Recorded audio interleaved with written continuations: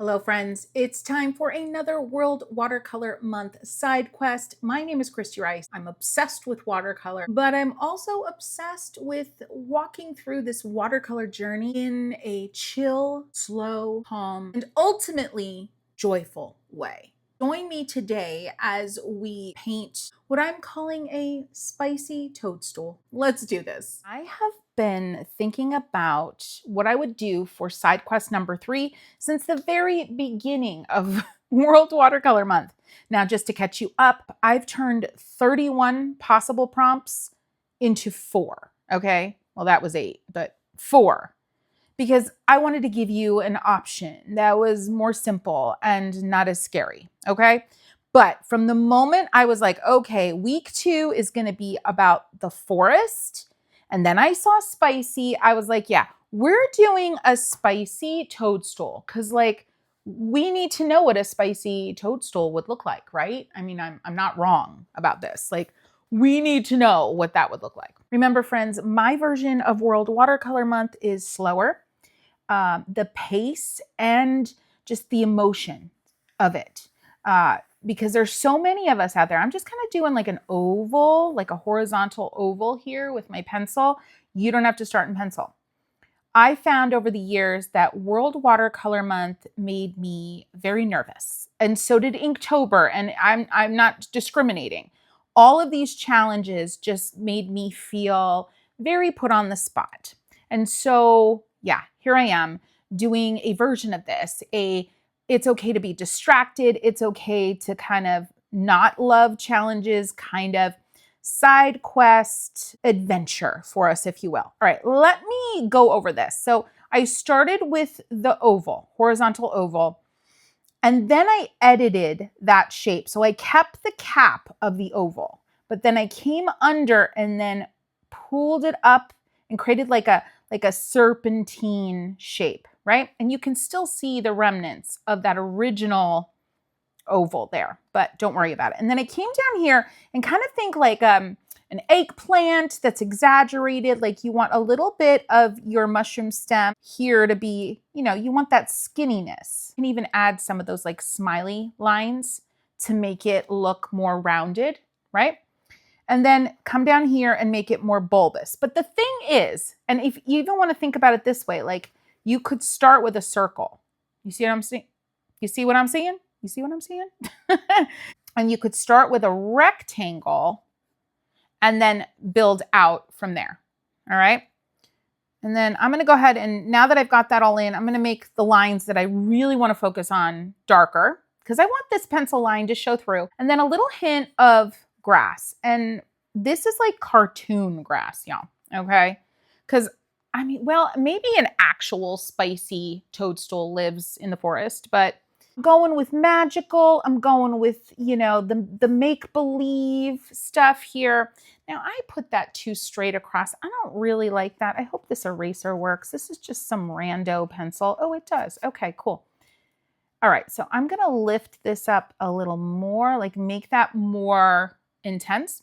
And then I'm going to bring some lines. This will be like my point here where all these lines, you know that under part of the mushroom cap that has like all the little folds, I'm sure somebody here way smarter than me knows what the heck they're called. What are they called?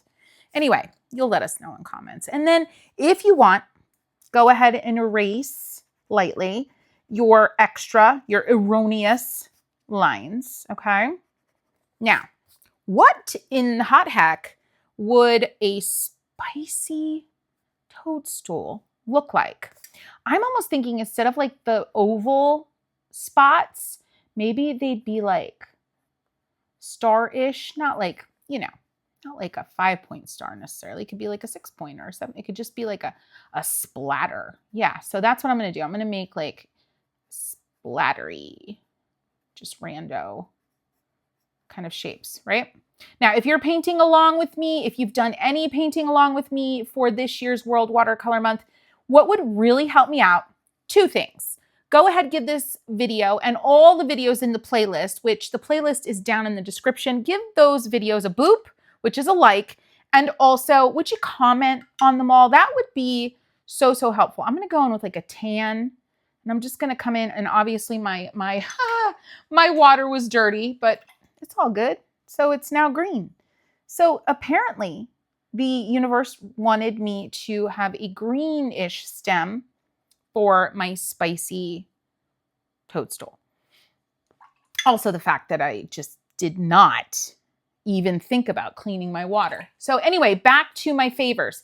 Give all the videos so far a boop in the World Watercolor Month playlist. Now I'm going around with reasonably clean water, and I'm leaving my starbursts unpainted with water. And then, so a boop, and then if you have the time and you really like me, go ahead and comment on each one of those. And then, well, I guess there's 3 favors. The third favor, friends, just share.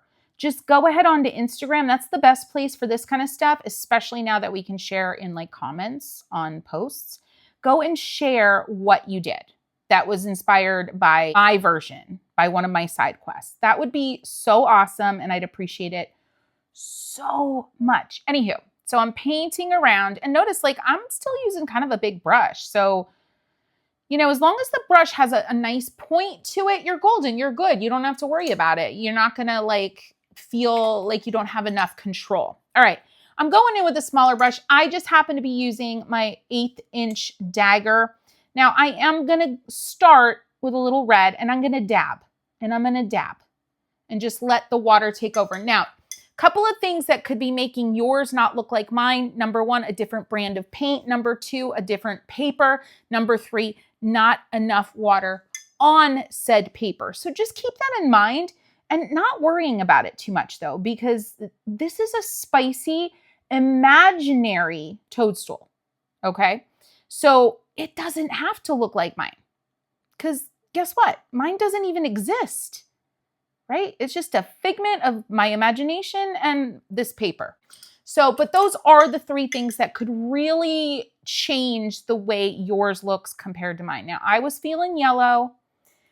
I might start to question those life choices, but we'll see. But I'm really loving the speckly stuff here. Now, just use the colors you're loving. I started with my red.